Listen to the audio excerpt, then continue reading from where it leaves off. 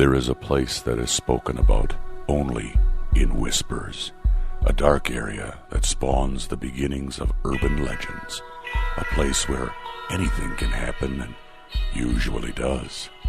During the light of day, it hides just outside of view, but when the sun goes down, spirits, creatures of the night, roam free, and things do go bump in the night. It is in every state and every country, and there is no escaping it, no matter how safe you feel behind your locked doors and latched windows.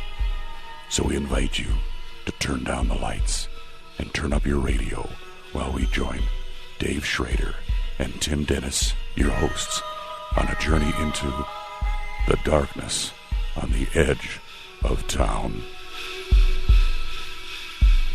Hello and welcome. Congratulations. You've made it through another week, and you deserve the best. You've got the best. This is the best in Paranormal Talk Radio. I'm Dave Schrader. That's Tim Dennis. This is Darkness Radio. We bring you the best in paranormal entertainment every weekend, and we want you to tune in and check out the shows. Listen, even if you don't like the necessary topics that we bring to you, I guarantee you we're going to bring you entertainment value that you didn't see coming. How do I know? 14 years of experience. That's how I know, because people tell us that they will tune into this show simply to hear Tim and I talk to these guests and come up with questions, push our guests, and always challenge to get to the truth. So I think you might have been missing out. What does that mean? Well, that means you have a chance to continue to be entertained. You can go back through our archives and continue to listen to episodes you might have skipped the first time. And maybe, just maybe, I don't even think there's a maybe about it, Tim, these people are going to be entertained by the shows that they hear. I think so too, yeah. Yeah. Now, we've got some exciting news. I know I've been telling you this for weeks, and I mean it. We are very close to hammering out all the details on our new changeover. What does this really mean for you? Not a whole lot, because you as the listeners of the show will be able to continue to listen to the best in Paranormal Talk Radio. But it's going to get easier. It's going to get easier for people that listen to this show and to our True Crime Tuesday podcast and have supported us for 14 years and all different iterations that we've done. We're going to make it easier for you. And we're going to start making things available to you that we thought were lost to time. What does that mean, Dave? Well, you'll just have to keep tuned in to find out. So remember, keep checking darknessradio.com for updates. You can also check our YouTube page, because we're putting up content and exclusive content on our YouTube page, and we'd like for you to check it out. So make sure that you go find the Darkness Radio YouTube page. There's only one official Darkness Radio YouTube page, and we've got it. You'll see Scully, our logo on there. You'll see our audio, our episodes, all the fun stuff that we're putting up. So make sure that you go there. Don't just listen. Make sure you like the videos and make sure you subscribe. And for those of you douchebags that go in there and give me a thumbs down, it's just as easy to leave that page. You don't even have to give us a thumbs down. There's no need to be negative. As a matter of fact, I challenge you to just leave it alone and be positive. That's my challenge to the people out there, Tim. You just kind of invited thumbs downs, didn't you? Not at all. Not at all. Because here's what I honestly believe. Okay. You listen to the show, whether you like it or not, move on.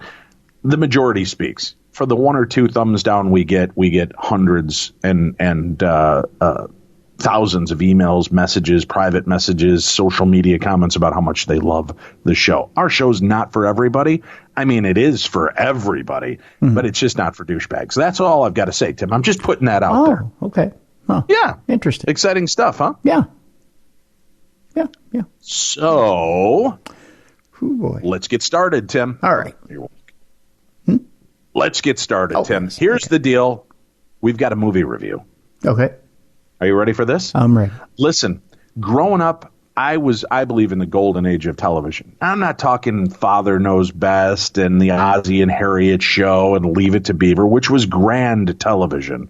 But we grew up, Tim, in a magical era when color TV was all the rage. And we could see shows on the 4 networks that were available to us. And that meant that they were bringing out their A game.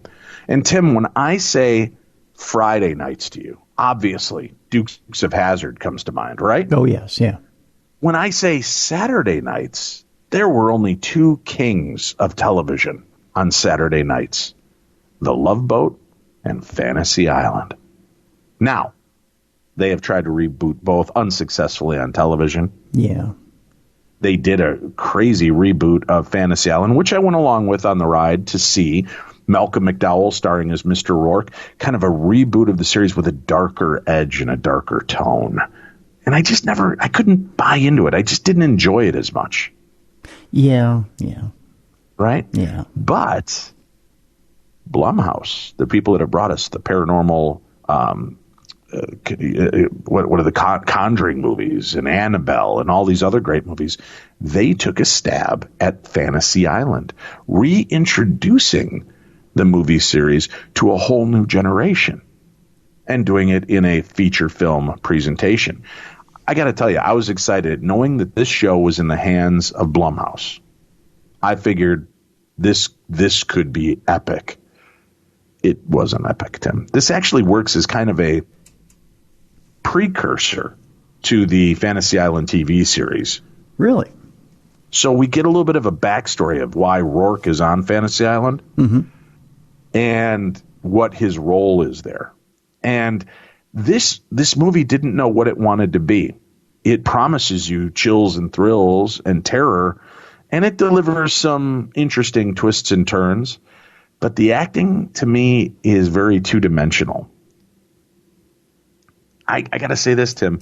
The silly acting from the 1970s and early 80s TV show with, the kind of surreal life cast that they would have, having former Brady kids appear or Charo, right? You always knew it was going to be some kind of goofy story, right? Sure. Yeah. But they were fun to watch. The acting's just not fantastic. I have a hard time buying into everybody's character except for one or two. So that was kind of a strike. Second of all, it doesn't know what it wants to be. It doesn't know if it wants to be a horror movie, a suspense thriller, or a fantasy adventure. And it doesn't commit to any one of them.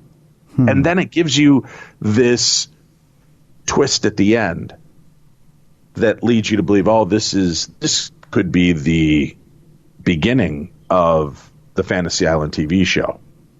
Right? Okay. And so it just didn't work for me. You can't take something that you're building up as a horror movie and then kind of give it this twist at the end that almost makes you feel like, oh, well, sorry about that last 90 minutes. Right? So I can't recommend it. You know what? If it was free on cable and you're bored and the remote is, 6 inches past your fingers and it's on, go ahead and watch it. But going out to the movies on this one, I spent $17 here in the Big Apple to see that movie. Oof. And I wish I got a refund of about $18.50 because I just felt like I gave the movie more than it gave me in this case. Yikes. So, Fantasy Island out now, Blumhouse Productions. You can have amazing strings. And you got to remember, for every basket that Michael Jordan made, he missed 5. Right? For every home run that Babe Ruth put over the walls, and he was a home run king, he was also the strikeout king. People forget about that. Blumhouse has got a pretty damn good record. So I will forgive Fantasy Island because they provide us so much other great horror entertainment and some really different angles on the supernatural, paranormal, and serial killer genre that I'll forgive this movie. I'm not throwing in the towel to Blumhouse or its stories, but I do think that this one was a definite miss. I would say out of 5 stars, which we normally get, I would give this 2.5, just because of the nostalgia of it and what they were trying to do. I'm going to give them that little boost, maybe even just 2. I'm going to go with 2. I'm going to take back that half, Tim, and give it to another movie that I'm on the fence about. Oh, that's good. And yeah, there's 2 movies out there, Dave, that I'm actually hearing really, really good things about. The first one is Halloween Kills. I don't know if you've heard about that one or not. Right, that is the sequel to the sequel that Danny McBride created a year ago. Right. And they're doing this new trilogy, and Halloween Kills is the new one coming out this year. Right. And the initial screening actually happened for that one, and there were rave reviews for the initial screening, supposedly. It'll be interesting. Yeah, it'll be interesting to see because what they did was they really interrupted the original trilogy by saying this movie is more of a direct sequel to the first movie, Halloween, John Carpenter's classic. So this new Halloween was kind of not a reboot.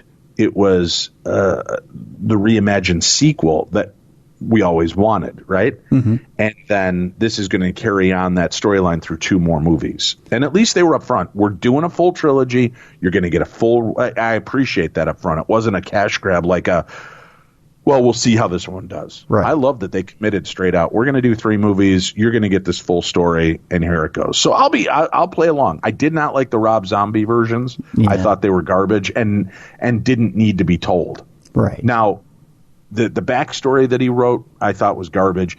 When he got Michael into being Michael, I enjoyed that part of it, but it was kind of mirror and match of what the original was. Right. But otherwise, I didn't see a need for it. But I've really enjoyed the new one. I'd like to see where it goes. So what's the other movie you're getting rave reviews on? Well, the second trailer that I've seen that I'm actually excited for, and I don't know if you've seen it yet or not, is this Chris Rock's version of Saw. That actually has to do with the police version of running into the character Jigsaw from Saw. And I don't know. You haven't seen it? No, I haven't even heard of that. Oh my gosh! You have to. So what's it called? I know it has Chris Rock's name featured in the version, but it just has Saw in the title, and I'm trying to remember what it's called. But if you go to JoeBlow.com, you can see the trailer for it right now. It's got Samuel L. Jackson and Chris Rock in it as the 2 lead detectives, and basically they start looking at all these different crimes or murders that have been committed by Jigsaw, and it's Jigsaw taking on the cops. Oh, very cool. Well, yeah, I'd be interested in seeing that. I liked Saw. I liked the interesting kind of twisty, turny, Tetris-y version of the story. How you don't know which place in history you're really watching. Truthfully, it's almost kind of reminiscent of Seven. When you watch the trailer. Cool. Yeah. All right. Very good. Yeah. Well, so that's what's going on. We've got a lot of news stories. I've got some emails to get started with. And if you don't mind, Tim, I'd like to start with one of those emails because I put a call out to listeners last week. Sure. Yeah. I asked about the AI ghost story. We had a story last week talking about, was that Korea? South Korea. Yeah. South Korea had created this opportunity where you go into this virtual world to see your deceased loved ones. And this woman went in and saw her child that she had lost at the age of 7. And it insisted on holding her hand. She was getting the full tactile sensations, everything, and getting a chance to see that little girl again. And I'm fascinated. Of course, Tim, terrified by AI, but I'm fascinated by this aspect. And I asked you, our loving listeners, what do you think? Here are some of the answers we got. I heard your podcast a few days ago. This is my first opportunity to message you my thoughts. My husband and I lost our daughter when she was 16 years old. I can't speak for him, but I know I'd love to see her again. AI or not, I'd love to see her, particularly in Green Bay, Wisconsin West colors, as if she was accepting her high school diploma. The look of excitement and pride in her eyes and all the heartache she dealt with. Since she didn't survive to graduate, I think that's a milestone I miss the most not seeing. Now, my paranormal story. I found myself interested in the paranormal since I was 11 years old and my sister died. There was no paranormal event, just the hope that on my birthday she'd call and wouldn't say anything. I just know it was her. But of course, this never happened. I've lived in places that people have said possessed spirits firsthand on numerous occasions. The only thing I can say I might have experienced was the Poultry Ghost. I know that I've coined that because it happened on Thanksgiving one year in our old apartment. We were visiting our apartment manager's girlfriend upstairs from us, watching Men in Black because I got off work in the afternoon. I started the turkey late. I'd stop in our apartment to baste the turkey from time to time, and eventually I found our oven was off. No heat whatsoever. Now, our oven was not digital. It was a knob oven temp. It would have required a very specific turn of the knob to shut it off. since everyone was hungry and I questioned everyone that was going to be eating that night if they manhandled the oven, they all said no. Voila, the Poultry Ghost. I still do have my suspicions that maybe somebody lied, but there were other events later. My initial story, though, was to tell you about this. Ooh, see? This is kind of a Saw story. We get, oh, let me tell you about the AI. Here's my ghost story. But I actually wrote to you to tell you this story. See, Tim, this is a machine of tales that are unraveling in front of us. Mm-hmm. As I said, our daughter died at 16 years old. 4 days after she died, I was entrenched in mind-shattering grief, and finally my body said it was time for sleep. So I took my place by my husband's side. By this point, it was 3 or 4 a.m., and I laid on my stomach, and as my body began to comfortably become one with the bed, I felt a very purposeful hand grasp my shoulder. Thumb, pointer, middle, and index fingers that just lightly rubbed my shoulder for one moment. I believe that was our daughter coming to help me, to tell me she was okay. Instead, as a grieving mother, all I could do was cry at the top of my lungs. I quickly did look around, though. Husband was sleeping. Dogs and cats were sleeping. Not that animals have posable thumbs or could possibly do that. And rationality was completely out the window in that moment. I do wish that I could see her again. And I know the grief of a mother may open windows to people that would exploit those desires. I guess that leaves job security for my favorite paranormal podcast hosts, Dave and Tim. FYI, obviously, I love you guys. I typed all this up on my phone because my laptop keyboard is on the fritz. It took forever. I hope you enjoyed it. Janet. I'm not a serial killer or a drunk or a Packer fan, Tim. Good. That's what she has to email Good, with. Janet. We love you even more for that.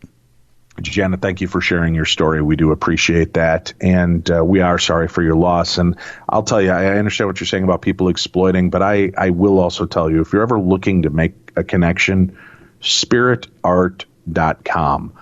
We cannot recommend Michael and Marty Perry enough. And listen, we've been mentioning them recently over the air, talking about them, and I'm getting listeners telling me they've reached out again, and they're blown away by the specifics that they're getting. They call in hoping to make contact with one person. Not only does that person come through, but pets and other family members and people that completely surprise them. Michael and Marty Perry, SpiritArtcom. Tell them you heard about it right here. We don't get a kickback, but I want them to know our listeners are listening, and I want them to know that we still love and support them. So if you're looking for truly the most unbelievable connection, I don't think you're going to find anybody better than Michael and Marty Perry. All right, Tim, let's get started in the world of supernatural news. Where do we begin this week, sir? Well, Dave, we're going to Ireland. I'm just going to start out with this story and let's just get it out of the way, Dave. Let's just get it out of the way. I'm not going to say the offensive word that's in this story. I'll just say little person. Leprechaun? No. That's not the offensive word. Oh, okay. They use the M word, Dave. I'm not going to use that word. Okay. For all my little people out there. Midget? No, you can't say that. Well, I'm just saying, is that the word? Because I'm not sure nowadays what word, I didn't know if it was munchkin. People might be like, why are they calling him a munchkin? That's racist. I don't know. Is that racist? Anyway, okay. Yeah, so go ahead. It's inappropriate, yeah. Mm-hmm. An Irish little person has been accused of posing as a leprechaun to extort sex from 26 women in exchange for a pot of gold, Dave.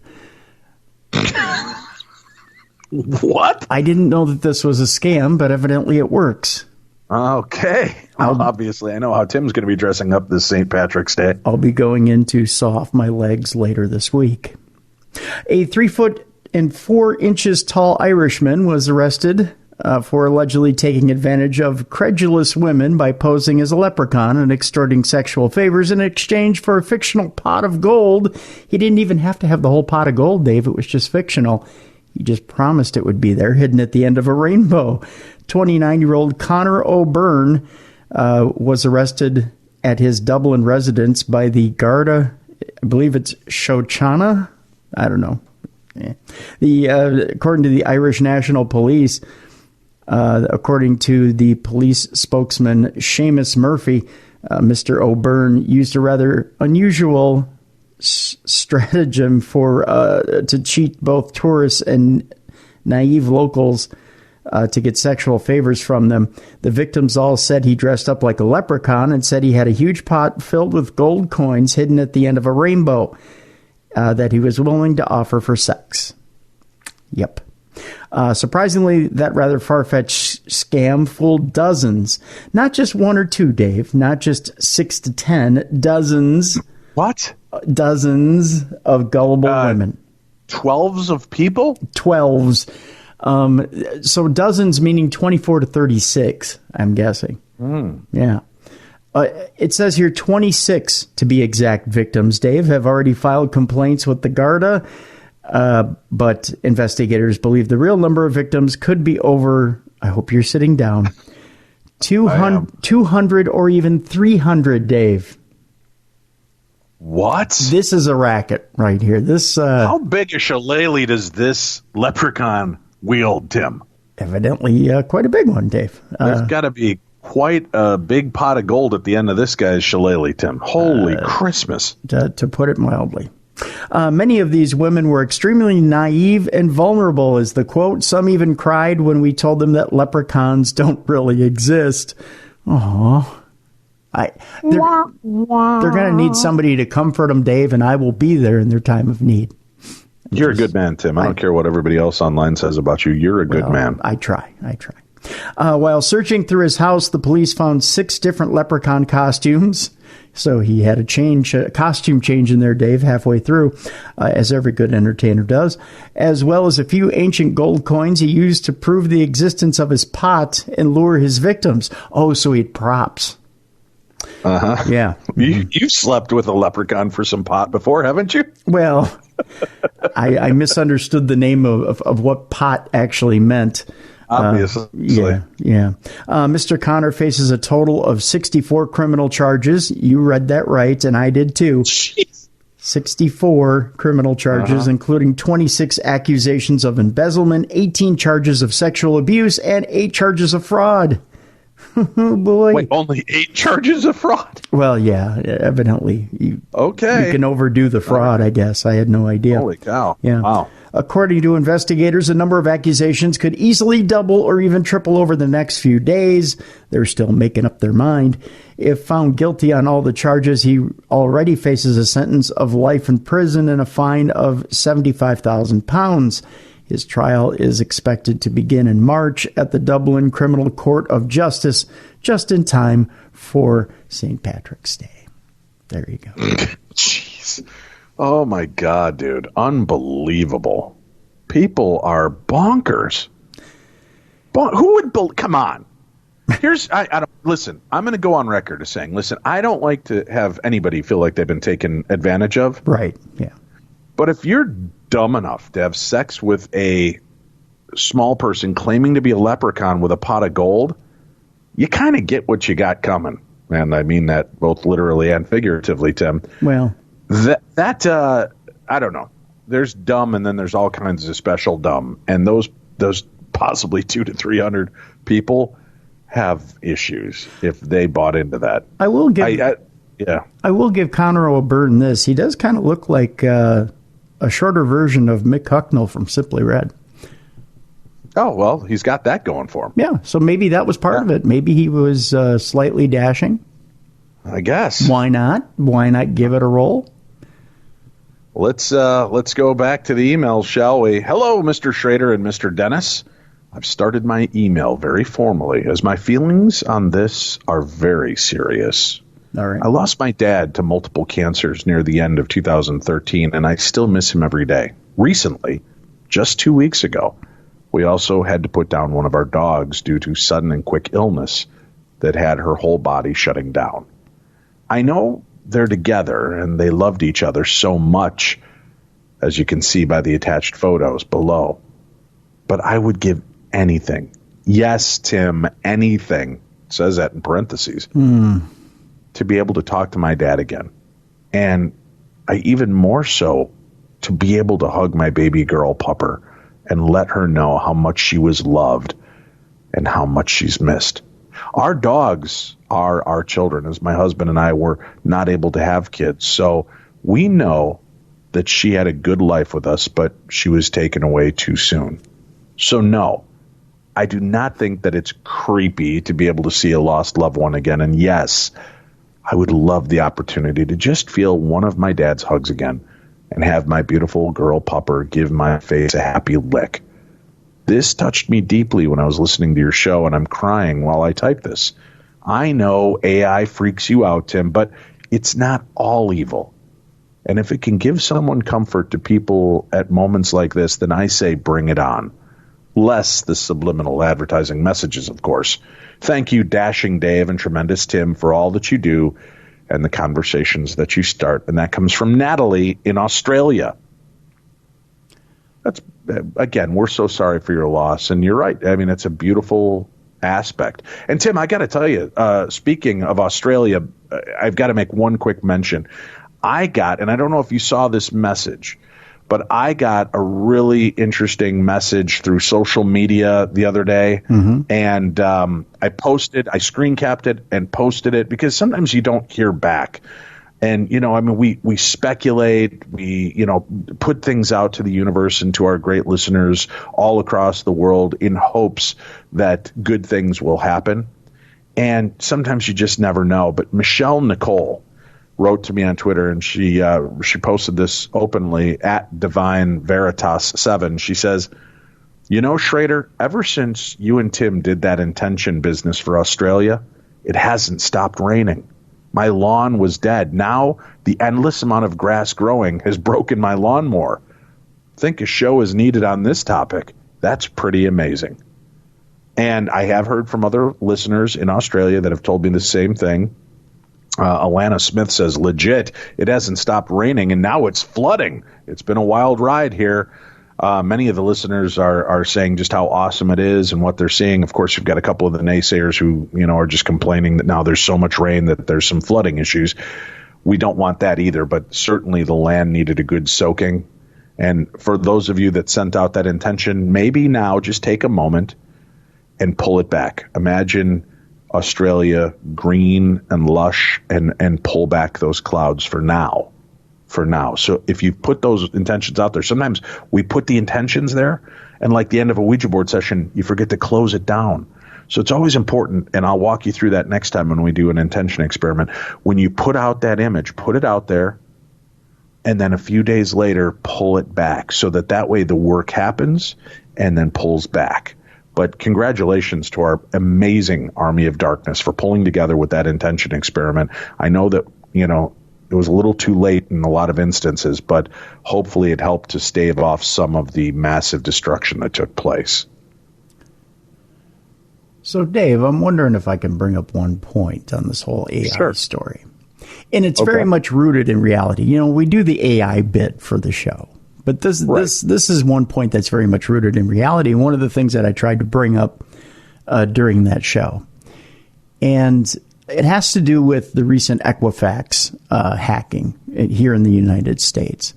There was a story that came out last week about that Equifax hacking, that the hackers who are in China and part of the Chinese government hacked over 140 million users of Equifax and took all their information that could be used against them. Everything from social security numbers to everything that can be used for identity theft. And it was asked of one security official why the Chinese government would want over 140 million users, Equifax users, information, security information. And they put it simply this way. They wanted it for blackmail. And they wanted it for a new type of war. And this correspondent for NBC said, well, what type of war would you wage against the United States with information? And they said, it's very simple, blackmail. What you do is you go after the upper third echelon in income in the United States, and you make them do things to maintain their identity. So in other words, if you're the CEO of a company that has financial resources at their helm, I make you do something for the Chinese government that you wouldn't normally do. Let's say you're the CEO of a bank. I make you transfer those funds to the Chinese government. Otherwise, we expose you and your information, your identity, and we run you into the ground. We run you into bankruptcy. This technology that we're talking about, you want to see your loved ones again. It's very exploitable. And that's one of those things where, and you can tell through the emotion of people that have lost loved ones. We have all lost people who are very close to us, and that emotion wells up inside of us. And it's one of those things where it's very exploitable. I can think of loved ones in my life. If you told me I could have one more chance to have them next to me again, and I could talk to them, and it would seem like they would be right there, I'd jump at the chance. But that's also a chance to exploit me as well. And that's kind of one of the points that I bring up, because you can tell how fast people were to write in and say, I would take that no matter what. Well, be careful of what you would put out there, because there are people out there who would be very quick to exploit it and get whatever they could out of you to do that. Well, I understand, and everything's exploitable. Everything is exploitable.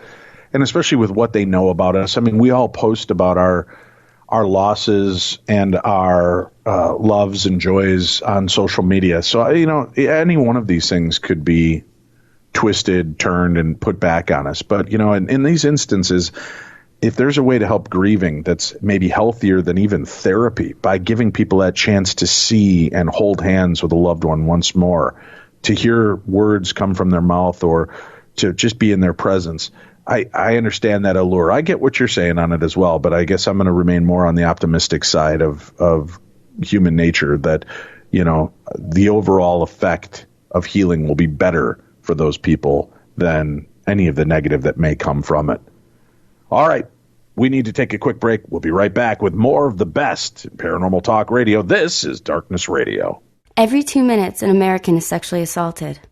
Be the someone who gives their time. Be the someone who lends an ear. Be the someone who takes a step. This is Christina Ricci with RAIN, asking you to join the fight against sexual violence and volunteer in your community. Log on to RAIN.org, that's RAINN.org, to learn how you can be the someone. This message brought to you by the Rape, Abuse, and Incest National Network and this station. Babies come with lots of decisions. Cloth or disposable? Crib or bassinet? So when it comes to protection, go with the safest, most effective choice, vaccination. Get all the recommended vaccines for your baby by age 2 to protect your child against 14 serious childhood diseases. For more reasons to vaccinate, talk to your child's doctor. Go to cdc.gov/vaccines or call 800-CDC-INFO. A message from the Centers for Disease Control and Prevention. All right, let's get back to it. Tim, where are we going next in the world of supernatural news? Pueblo, Colorado, Dave, where police get reports of demonic sounds at a restaurant. I would say it's coming from the bathroom. What? Well, whenever you hear demonic sounds coming from a restaurant, it's got to be from the bathroom, right? I mean, it's probably... Very well could be. Yeah, I mean, it either means that the meal wasn't all that great, or, there's a little something being passed from the kitchen to the floor of the restaurant. God. All right, what's going on? Pueblo police were left baffled with a frightening tale early Thursday morning after responding to a Southside business where employees heard demonic sounds coming from a screaming woman. At 3:30 a.m., officers responded to the McDonald's. See, it came from a McDonald's, Dave. I mean, Shh. Advertising, Tim. Advertising. Oh, right.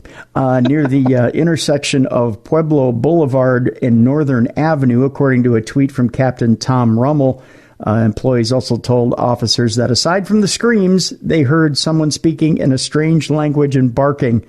Yeah, that's happened to me once or twice after McDonald's. I'm just saying. Mm-hmm. They were so unnerved by the sounds that they said they wouldn't be going back outside their building until after the sun came up. Rummel wrote on Twitter. Yeah. 3 officers searched the area but didn't come up with the source of the disturbance. I'm telling you, all they had to do was walk in the bathroom. Well, they did a walkthrough, though, right? I mean, they got in there, kind of walked around and couldn't see anything. Yeah. Yeah. Odd. So what do you think about demonically possessed McDonald's? I mean, could happen. Well, I think it would make sense for the worm nugget. Worm nugget, you say, Dave Schrader? Yes, you'll have to just wait and go back through our archives to find that amazing story, folks. Yep. All right, where are we off to next, sir? Ghost Hunter Season 2. It's got its first trailer out there. Dun, dun, dun. Oh, that's the right thing. No. Yeah. Okay. I don't think that's their theme. Yeah. Ghost Hunter Season 2, they got their first trailer, and it promises indisputable proof of life after death. Dave, just go ahead, drop that sword, my friend. You can now just watch Ghost Hunter Season 2. You'll get it. You got your indisputable proof right there. That's a pretty big claim, man. Pretty big. What does it go on to say? Well, the nature of any paranormal investigation series means that no matter how compelling footage of a supernatural event may be, a viewer could doubt they're really seeing otherworldly phenomenon. But the upcoming new season of Ghost Hunters on A&E claims it will bring with it indisputable proof of life after death. The series is hosted by Grant Wilson, who has been a figure of paranormal investigation TV series for more than a decade, which lends credence to the footage. And with researchers seeking to confirm what happens after death since the dawn of time, the series' return brings with it that bold claim. Ghost Hunters returns on April 8th at 8 p.m. Eastern Time. Per the press release, Ghost Hunters returns with indisputable evidence of life after death. Yes, I am reading that correctly. In Season 2, the team heads into uncharted territory to be the first to investigate reports of paranormal phenomena in some of the nation's most remote locations. Their journey takes them to isolated distant corners of the United States where they confront extreme conditions and desolate terrain. The team seeks out forgotten worlds where darkness and death plague residents who have been forced to live with the unknown. Despite mysterious and unnerving warnings from locals, the Ghost Hunters face their fears and stay on mission to help people confront terrifying paranormal encounters that have shaken them to the core. In doing so, they capture their most compelling, persuasive evidence in over a decade. Interesting. Wow. Yeah. No doubt. That's crazy. Grant has a quote here that's quite interesting. Wilson goes on to say that, well, there's a lot of paranormal television. Everyone's doing their own little niche. He said this to comicbook.com. And honestly, I feel like it makes it easy for us because we're bringing the heart back to it. We're bringing a lot of focus on helping people in the humanity of what we're doing. And I think that's what people are thirsty for. You can only do jump scares in creaky places for so long before people burn out or they start to go too far into it and say everything's a demon now because they're trying to step it up a level. And you can only do that so much when it comes to paranormal activity. But when it comes to helping people, it's always a unique story. It's always a unique situation, and you never get tired of helping people. He also added, so when you make it your goal or to be telling the truth, you won't ever burn out. But if you make it finding a ghost, you're eventually going to burn out, because if you don't find it now, you're going to start to lie to yourself because your desire to experience it is so strong. Ghost Hunters returns to A&E on April 8th at 8 p.m. Eastern Time. Man, I'm going to have to watch and see what they're able to uncover. I'm always interested in what they're able to find. Yeah, most definitely. All right. Hey, g'day, Dave and Tim. Hope everything is well with you both. My name is Aaron. I'm from Melbourne, Australia. Firstly, let me thank you for the kind and thoughtful words you said about our country and the terrible fires. We got the rain. I can't help but think you had something to do with it, with that intention sitting you did. I heard the podcast after and couldn't help but smile. Thank you so much for your thoughts and prayers. Also, it would be so nice to have you come down here to Australia. There's plenty of paranormal, but not enough investigators. Here's my experience. Are you ready for this? Ready. Rest up, just going to read in my normal, natural voice. Yeah. Okay. Right. I was 8 years old, and I remember one particular night. It was a stormy night, which was great for me, as I love a good storm. The louder, the better. I loved sitting at the window or standing at the front door, watching the lightning light up the sky with the sound of thunder. The storm was still going heavy as I was sent to bed for the night so I could lay there and fall asleep to the sounds of thunder as it slowly calmed down, but wishing that it would last all night. I drifted off to sleep and started to dream. I don't know what I dreamt of. I've never had nightmares or dreams that scare me, but I woke up terrified. I was laying on my side in bed, still facing the window. I was watching the storm from which had now passed. Someone was watching me. I could feel it, and it scared me. I thought of my older brother. He liked to play jokes and tricks on me, and maybe he had just walked into my room. I rolled over to face the bedroom door when I saw an older gentleman, a little scruffy with his hair and wearing a suit, an old style from, say, the 60s. He was standing right next to my bed, just looking down at me, watching me. There was no sound, no movement. But as I lay there, trying to see who it was, I could also see the light on my ceiling through their face, and I could see my room, toys and books, visible through this translucent man. That's when I pulled up the covers and lay so still. I tried not to breathe loud. I wasn't going to move unless it was to run for the door. After about 10 minutes, I decided to lift up a small part of the blanket. I wanted to see if he was there or not, but he was gone. I put the blanket back over my face and slowly drifted back to sleep. The next morning, I told my mother what had happened. She wasn't too worried and told me about a little boy ghost that had followed her for years, and that the man I saw could just be my guardian angel, which could be a past family member. We went searching through old photos, and I found him. My great-grandfather. His hair was combed and clean, but had the same 1960s type suit and was standing with the same posture in the photo, looking down as if he was looking at something on the ground in front of him.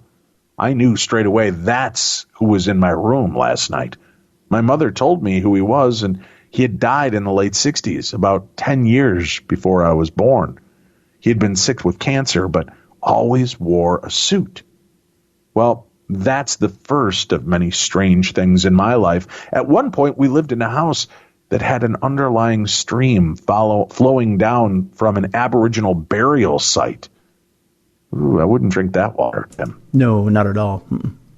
But my daughter really wants me to mention one from just last year. We now live on a horse stud farm, so we decided we would try EVP out in the barn. We had done plenty before with no luck. This time, as I got to the barn door, my daughter started screaming, crying, and yelling at me to come back. I had no idea what was wrong. I started back towards her. At this point, she is on the ground in a mess, ranting about my head just disappearing, and said I was fading away. I'm not sure what happened. It wasn't dark and the lights in the barn were on, but my daughter has not been back near that barn and will not let me near it since. Thanks, guys. Sorry again if it was too long. Love your work. Really hope you get down here to visit. Stay safe, guys. And that comes from Aaron from Down Under. Maybe he was walking through a time portal, Tim. Maybe. Just saying, putting it out there. Could be. Maybe. Who knows?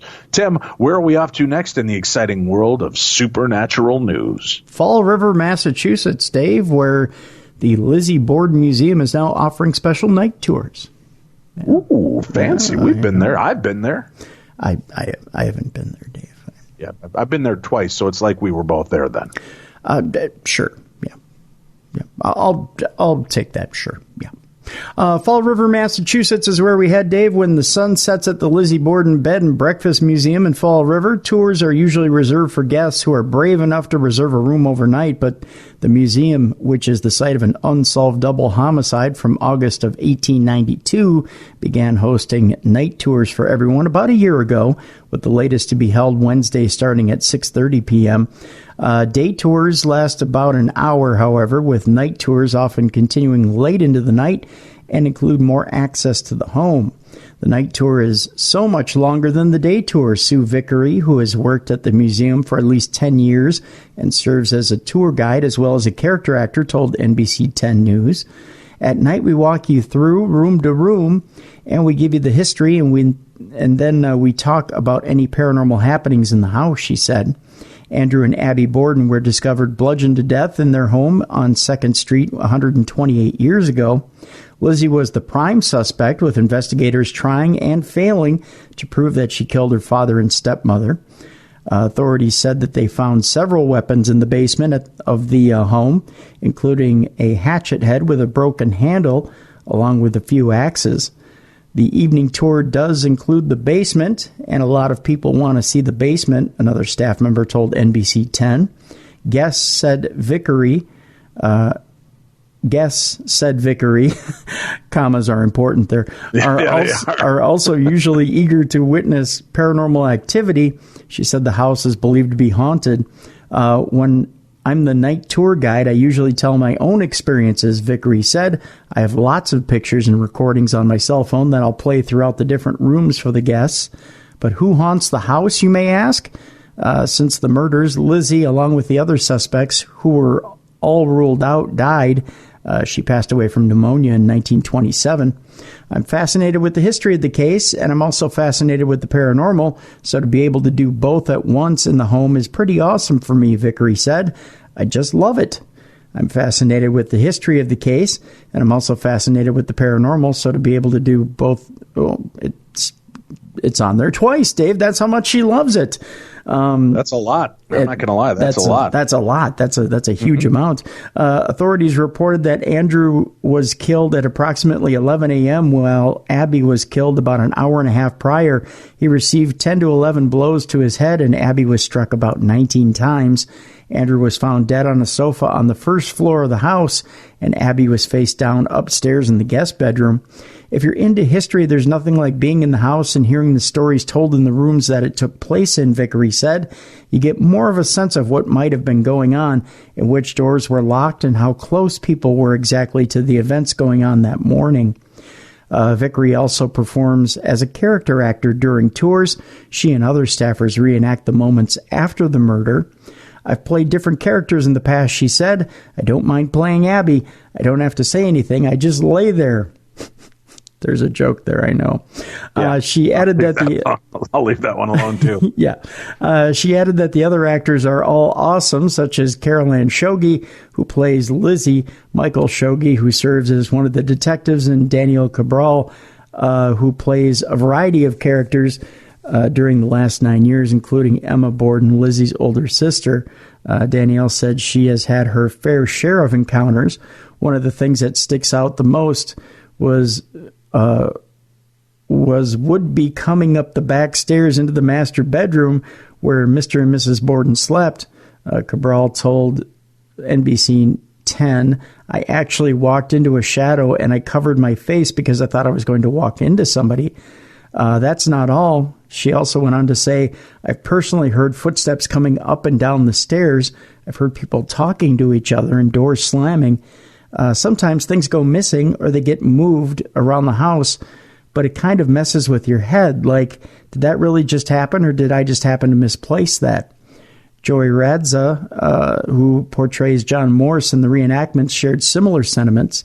When you're thinking about the Lizzie Borden bed and breakfast as being haunted, it's a very personal experience, he previously said.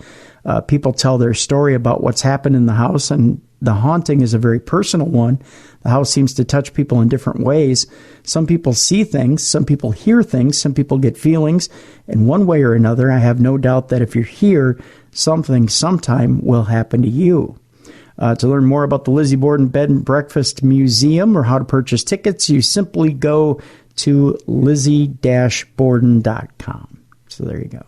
You can never go wrong. It's a great place to visit. Always cool activity taking place. Check it out. I can't recommend it enough. This message brought to you by FEMA. Home fires occur most often in winter. Keep anything that can catch fire at least 3 feet from heating equipment. And never use an oven to heat your home. Stay in the kitchen when frying, grilling, or broiling food. Turn space heaters off when you leave the room or go to bed. Make sure all vents are clear of snow and ice to allow carbon monoxide to vent outside. Have your furnace, heating system, and chimneys serviced each year by a qualified professional. Learn more at www.usfa.fema.gov. Hi, this is Kelsey Grammer. When military service members head into battle, none are expected to face the enemy alone, but many return home and become isolated as they struggle with the visible and invisible wounds of war. It can be difficult knowing how to overcome that challenge and rekindle bonds similar to those formed in the military. Wounded Warrior Project supports these injured veterans through their recoveries by connecting them with fellow warriors and their communities. No one should fight this battle alone. Join us at woundedwarriorproject.org. All right, Tim. I'm a little parched. Man, if only I could have some iced tea. Oh, I don't have that kind of iced tea in front of me, Dave. Well, that was a segue for your next story, though, Tim. It was a way for you to interject what we call a pun into the next tale that you have to share. I don't have any. Let me back that up for you. Okay. I sure am parched. I wish I had some iced tea. Well, Dave, I don't have just iced tea. I have iced tea and cocoa. Oh, I can't even get the lines out now. Two taste sensations are better than one. What have you got for us, Tim? Well, Dave, evidently your iced tea and cocoa can experience the paranormal on Celebrity Ghost Stories. I don't know where that was a horrible segue. Wow. It's all right. Yeah. People are prone to us being horrible from time to time. Good. So rapper and actor par excellence Ice-T and his lovely wife Coco are here to talk to us a little bit about their paranormal experiences. What's going on? Well, first of all, did you know that Ice-T has been on is like one of the longest reigning actors now on SVU? I did not. Yeah, on Law and Order SVU. It used to be Mariska Hargitay. Is that how she says her last name? Hargitay. Mariska Hargitay. Yeah, I can never say her last name. But now it's Ice-T. Just saying. Okay. Yeah, it's a long time. So really, he's now actor-rapper, not rapper-actor. Think of that. Isn't that scary? That's crazy, yeah. But he and his wife, Coco, actually, it's just he busts perps every week on Law & Order SVU. But how does he deal with ghosts and the paranormal? You're about to find out in Celebrity Ghost Stories, which is a new series from A&E. In the premiere episode of Celebrity Ghost Stories airing on Wednesday, April 8th, Ice-T and his wife, Coco Austin, go with psychic medium Kim Russo to a New Jersey factory where they are said to experience unexplainable events linked to the factory's deadly past. How nice of Ice to say. He says, "I ain't effing with no ghosts." Well, story over.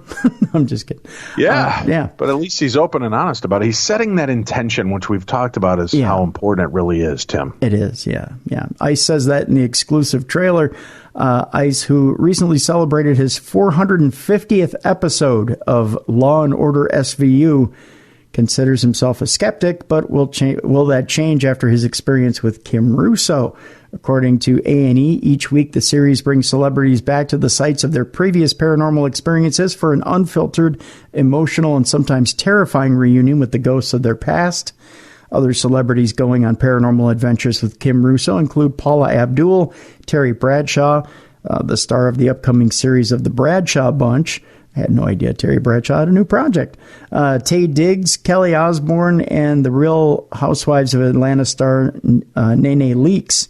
Out of nowhere, I heard the children, Nene says in the exclusive preview. Celebrity Ghost Stories premieres on Wednesday, April 8th at 10 p.m. after the double episode premiere of Ghost Hunters at 8 p.m. on A&E. In Season 2 of Ghost Hunters, the team heads to some of the nation's most remote locations where they have to battle extreme conditions and desolate terrain. The team seeks out forgotten worlds where darkness and death plague residents who have been forced to live with the unknown. So there you go. Very cool. Speaking of the unknown and a little cup of tea, Tim, I don't know if I've mentioned this before, but I found a little sister. Yes, you have. And not only just a little sister, but an amazing little sister. And she happens to run a little company called Snarky Tea. And many of our listeners, including myself and you, we are tea drinkers. So why don't you calm the beep down and get some Snarky Tea? It'll help you wake the beep up. And then you can be as fierce as a beep That's right. Those are just 3 of the titles of some of the amazing snarky teas that she has on hand, Tim. There are sampler kits.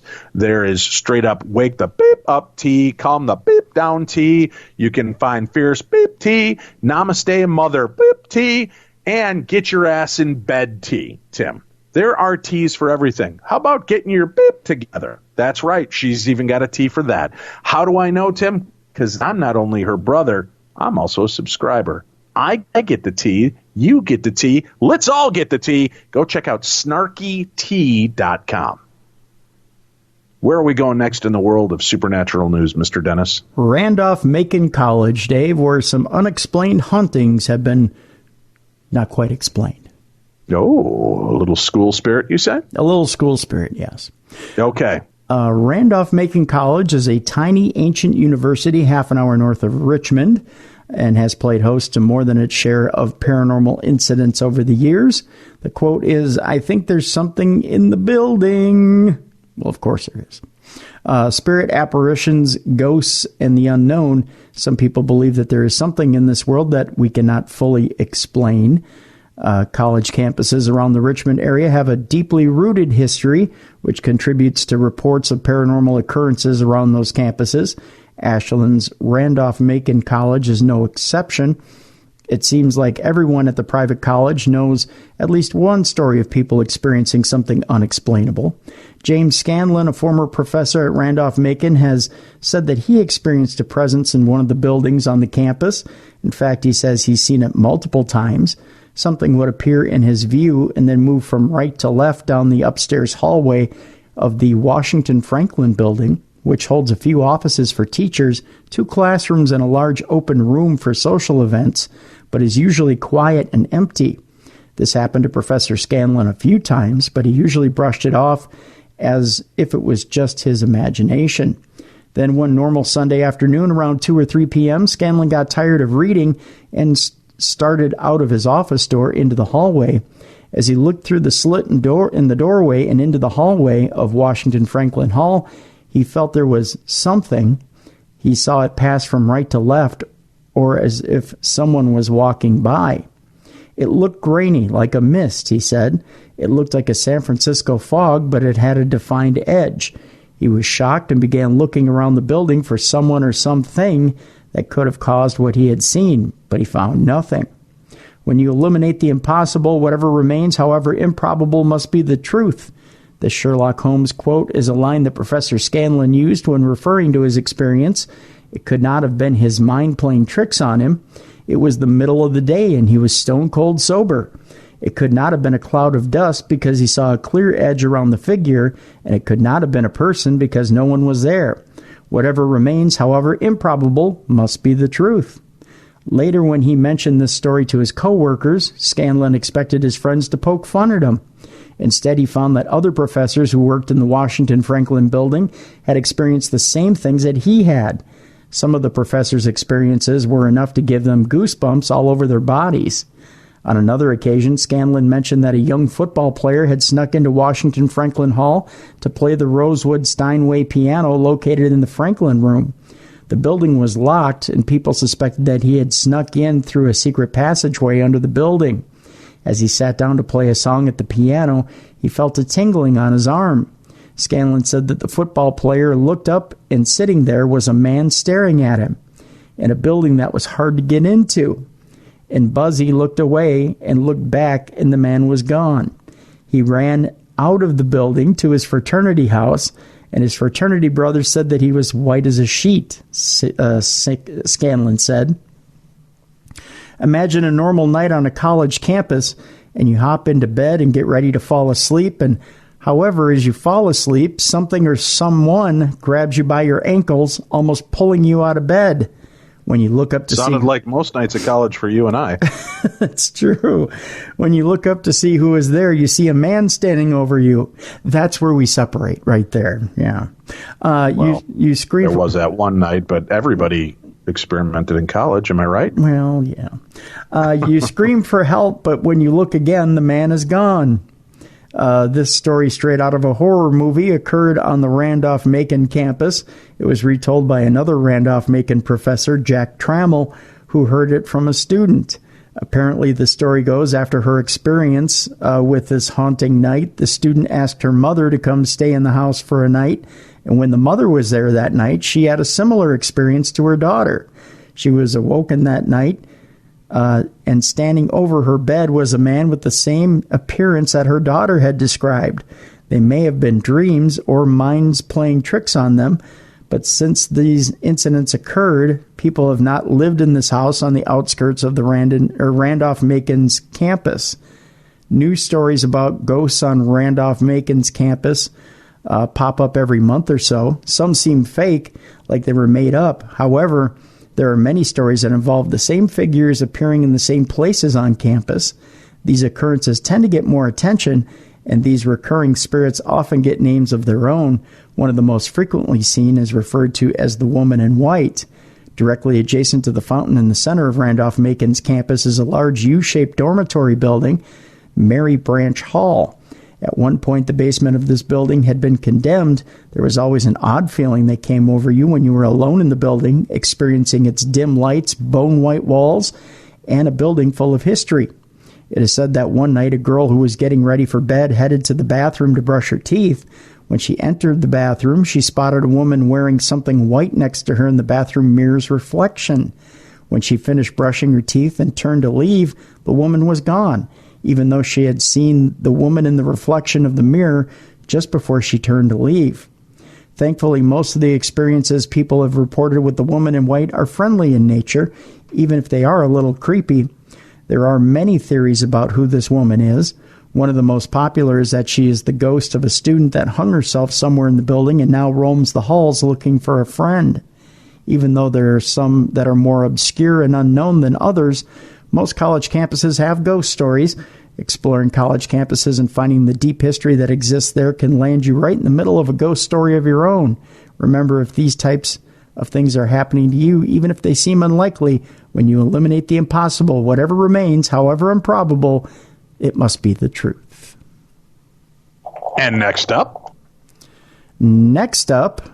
we head to the Pentagon, where a UFO program into the paranormal mysteries of Earth are unearthed at a haunted ranch. Mysterious activity has been reported at Skinwalker Ranch for decades, and newly released documents reveal the U.S. Defense Department hired a company to look into the site. The Pentagon is funding a program studying UFOs and paranormal activity at a supernatural ranch in Utah. It is claimed the existence of the Advanced Aerospace Threat Identification Program, or AATIP, was first reported in 2017, but the U.S. Defense Department denied UFOs or alien activity were being investigated. However, newly released documents would seem to contradict that claim. Magazine Popular Science published a report that included documents acquired from Bigelow Aerospace, a private company contracted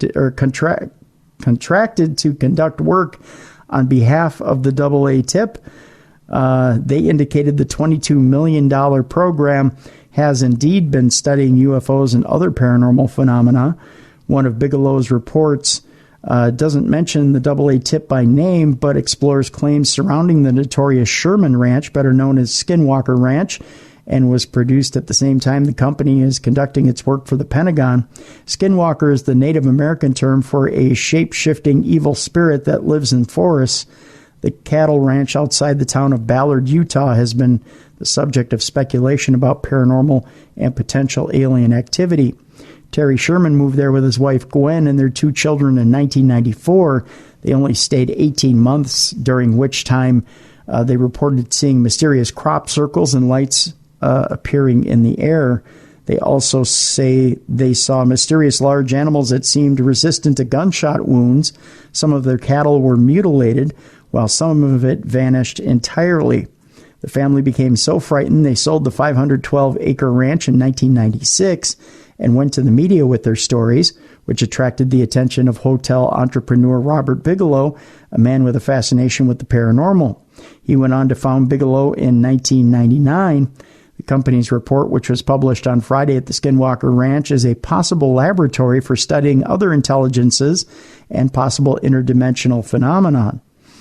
Another of the published reports focused on injuries suffered by people who experienced exposure to anomalous vehicles.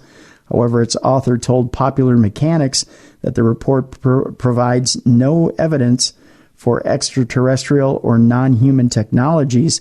Other reports studied the physical effects of unknown aerial phenomena and their biological effects on biological organisms.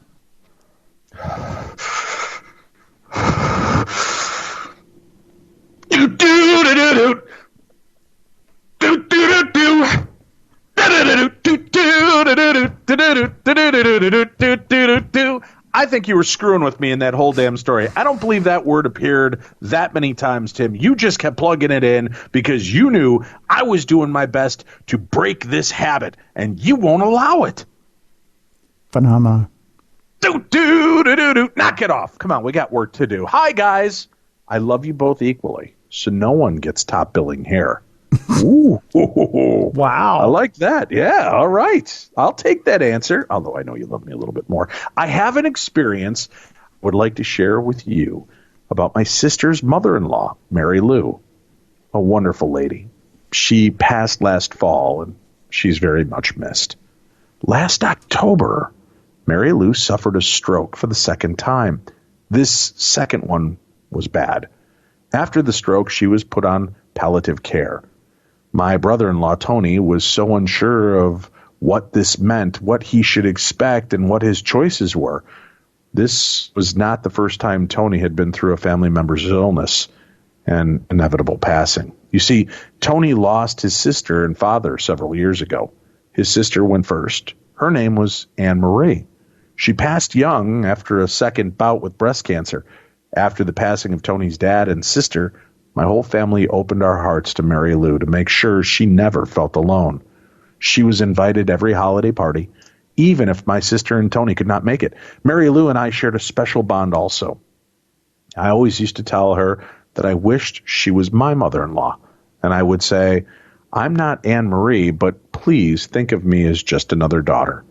Anne Marie was a bit of a sensitive, and not only had she appeared to Mary Lou on the occasion Anne Marie was a bit of a sensitive, and not only had she appeared to Mary Lou on the occasion after her passing, but I myself used to belong to a mediumship group, and when we did practice sessions with each other, Anne Marie would always come through, and her message to me was always, thank you for taking care of my mom. You will understand why I bring this up soon. Tony, being unsure of how to proceed with his mother's situation, was told he could speak with one of the palliative care nurses to answer all of his questions and give him reassurance. When he met the nurse, she introduced herself, and her name, Anne Marie. He felt very comforted by this. It almost felt like his sister was reaching out to let him know that he was not alone in this decision. Well, Mary Lou passed within a week. We all knew it was coming. We were all expecting a call at any time. The day of her passing, I was working. I worked from home and was just sitting at my computer. It was after lunch, and I was getting a bit drowsy. I was kind of in that state of not quite awake, but certainly not asleep, where the veil seems to be the thinnest. All of a sudden, I saw something out of the corner of my eye. Then I felt fingers drumming on my own fingers. My eyes popped open, and I was wide awake. Then I felt a fingertip trail down my arm. I just knew it was Mary Lou. And I knew what that meant. She was gone.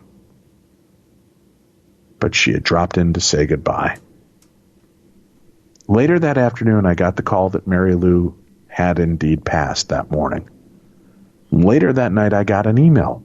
I belonged to an animal foster group, and this was an email that was not supposed to go out to the whole group, but it did. It was from one of the vets, and her name, Anne Marie. I knew this was somehow a message from our Anne Marie letting us know that she and her mom were together again. 1 week later, I got another email from the foster group. This one came from a different person, and her name was, yep, you guessed it, Anne Marie. I got this one on my phone, and all that showed up on the screen was the subject line, and it read, thank you. I just looked up and said, Anne-Marie, it was my pleasure. And that comes from our listener in Fairport, New York, Wendelin. Thank you for sharing that story. Very touching story, Wendelin. Thank you so much. All right, Timothy, where are we going next? We get good news from Hollywood, Dave. Probably what is that? The best news we've gotten all year. Okay, do tell. Bill Murray has confirmed that he's back as Peter Venkman in Ghostbusters Afterlife. Oh, that's off. So he is official. I know that they've said all of them would be returning, but he was kind of the lone holdout for the storyline. I'm glad to hear he's back. What's it got to tell us? Bill Murray will be strapping on his proton pack once again. The enigmatic star will be officially appearing in Ghostbusters Afterlife, the forthcoming paranormal sequel. Until now, the 69-year-old Murray has been rumored to be back on board, but now he's been interviewed on the Calgary set of the film by Vanity Fair, so it's all nice and official. It's all wrapped up in one little bow. But he noted that, sadly, they won't be the full team from the previous movies, as Harold Ramis, who played Egon Spengler, passed away in 2014. He says, well, we are a man down. That's the deal, Murray told the magazine, and that's the story that we're telling. That's the story that they've written. Murray will be reprising his role alongside Dan Aykroyd's Ray Stantz, Ernie Hudson's Winston Zeddemore, Annie Potts's Janine Melnitz, and Sigourney Weaver's Dana Barrett. The trailer for the movie landed before Christmas, with Paul Rudd as a teacher in a small town that is suddenly beset with paranormal phenomena. It seems Rudd's character, Mr. Gruberson, was a kid in Manhattan when the Ghostbusters originally took on the Stay Puft Marshmallow Man, and in such situations, there's only certain people you can call. I think that's a given. Leftover star... The Holzer Files. They exist in that universe? Why not? Hans Holzer was an inspiration to Dan Aykroyd. I'm just saying. Oh, okay. Leftover star Carrie Coon plays the mom of newcomers to town, Finn Wolfhard of Stranger Things fame, and McKenna Grace from Captain Marvel, who may or may not be the grandchildren of Egon. Set 36 years after the original movie, Jason Reitman, son of original writer and director Ivan Reitman, is penning and directing the movie. It lands in London in July and then comes to the States right around that time as well. What the deuce? Why does London get it first? Well, screening. Oh, good answer. Yeah. All right. Hey, I've never had anything close to paranormal experiences. That's how this email starts. I listen to your shows, and obviously many other people have. Is it because some people have the sense that can perceive those types of encounters, or is it that most of us have never exercised the muscles that control those abilities? We don't know. I mean, obviously you work on it, you put yourself out there, you become attuned and open. I would think that would work for you. I know it has for me over 14 years of investigating. I wouldn't say I'm a sensitive, but I can honestly say I'm more sensitive to presence and energy shifts. So I think it is something to do with just kind of being open. But then there are some people just born with a natural born ability, like singers. By the way, Darkness on the Edge of Town is where I grew up. From the time I was 2 or 3, I was always in whatever forest that I could find close by. I loved night patrols in the military. I think that traveling through the forest at night is fun and games. What are you afraid of? Thanks. And that comes from Carl DeYoung. Or I'm sorry, Cal, not Carl, Tim, Cal. So get it right next time, would you? I'm sorry. Yeah. What scares me? Being alone in the woods at night. That's my fear. And our final email for today. I lost my mom over 10 years ago. There isn't a day that goes by that I don't think of her and miss her like crazy. The holidays are especially tough, as it was her favorite time of year. I'd love to hear her voice and speak to her again. It took forever for me to cancel her cell phone after she passed, because I would call it from time to time just to hear her voice on the voicemail message. Having said that, I think it would hurt more to be able to see her this way in the AI condition, because I know in my mind that it's not real. It would never really be her. It would never have her mannerisms or great advice about life. It wouldn't be her hug with the smell of her perfume. I'd love to have her back, but only if it was real. And that comes from Mark. Thank you, Mark. That is a great, different perception of this entire thing, this whole AI bringing the dead back to life debate. Thank you very much for that. All right, Tim, our final few stories. Where are we going next? We're heading back to the UK, where eerie footage inside an old antique store branded the UK's most haunted shop. Chilling footage captured on CCTV shows items mysteriously falling from shelves of the building, which is now an antique shop, without any apparent reason whatsoever. This creepy video clip shows the paranormal goings-on inside a former funeral parlor, which has been dubbed Britain's most haunted shop. Chilling footage captured on CCTV shows items mysteriously falling from shelves of the building, now an antique shop, without any apparent reason whatsoever. In one particularly startling clip, a bizarre mist can be seen floating through the air in the middle of the night when the shop was locked up and empty. Daniel Parker, who owns Barnsley Antique Centre in South Yorks, says peculiar things have just kept happening ever since he opened up in 2014. The 42-year-old added, the number of weird incidents that have happened here over the years is absolutely bizarre. I'm naturally skeptical about paranormal activity and all that, but seeing the things I've seen has forced me to think twice. I'll just be stood at the till and things will start dropping off the shelves, which would be fine if it happened a few times, but it's all the time. People who know about this kind of thing think there are ghosts, spirits, and all sorts of things in the shop.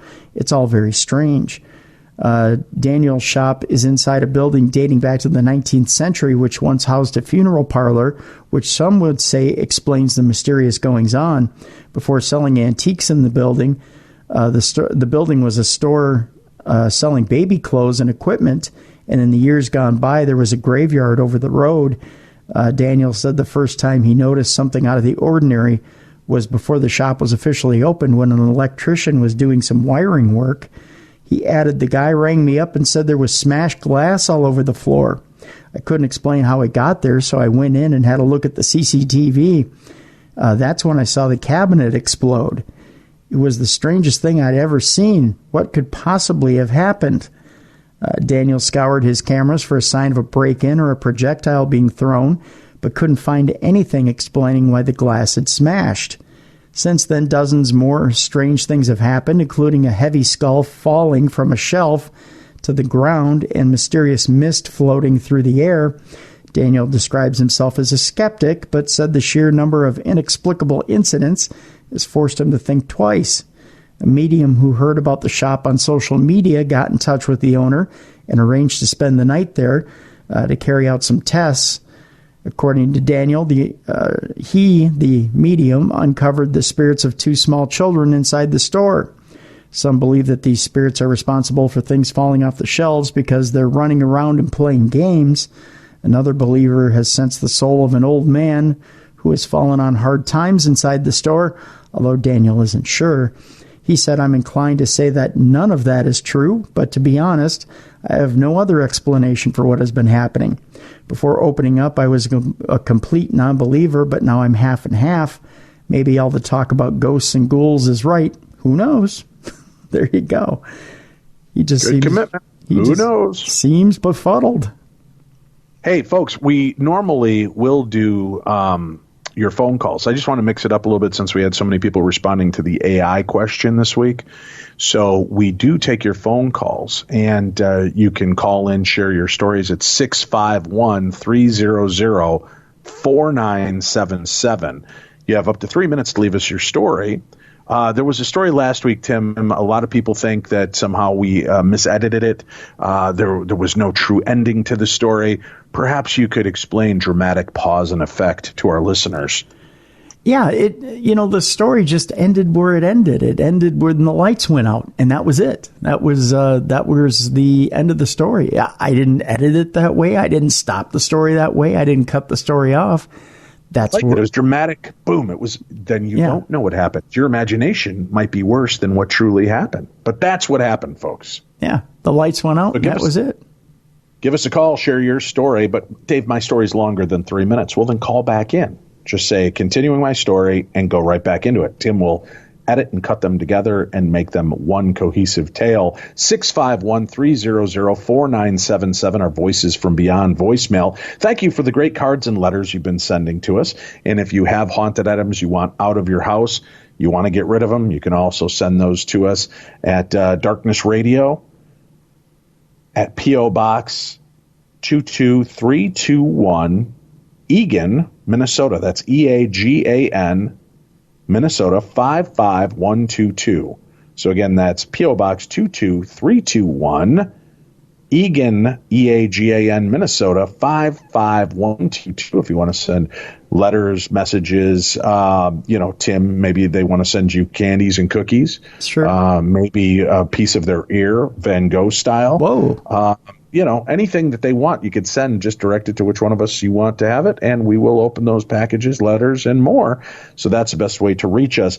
But we will give you at least one phone call from this week. Since we had so many callers this week, I don't want to ignore them as well. So please sit back and enjoy this call. Hey, Dave, Tim, big fan. Name's Christian. I'm out here in Inglewood, right outside of Los Angeles.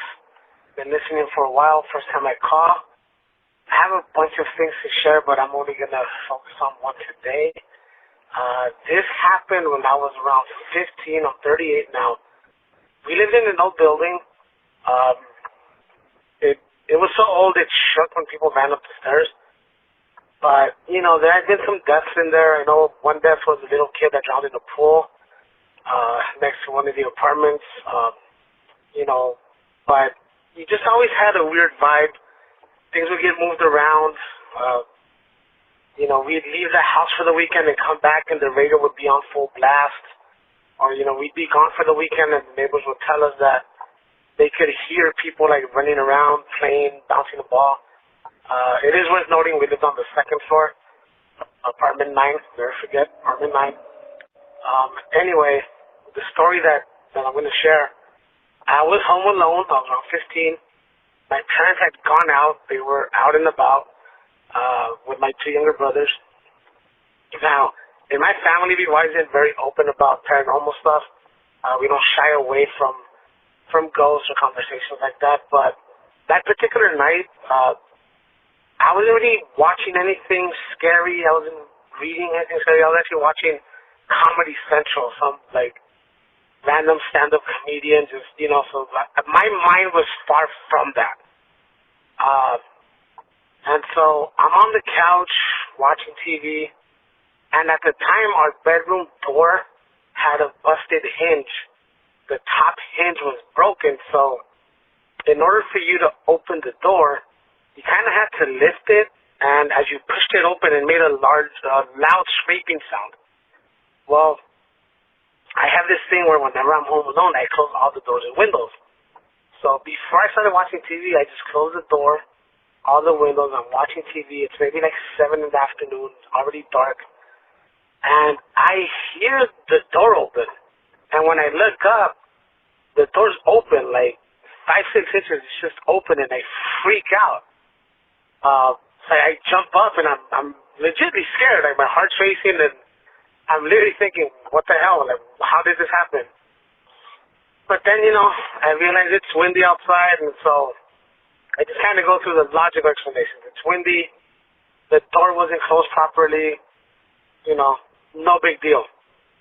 So I go back to the bedroom and make sure the windows are closed. I go into the bathroom, make sure those windows are closed. It's a small one-bedroom apartment, so there's only so many windows. I come back to the bedroom. I check. I get the door, I pick it up, I close it, and I even pull on it to make sure it's absolutely closed. And now I'm cool. I'm walking back to the couch. The minute my knee hits the couch to lay back down to watch TV again, I hear the door open. This time I actually look, and instead of the door just being open and like hanging off off its frame because of the broken hinge, the door's actually swinging open very slowly, like if just purposely wanting me to see, look, the door is opening, it's not the wind. So at this moment, I freaked out. I ran downstairs.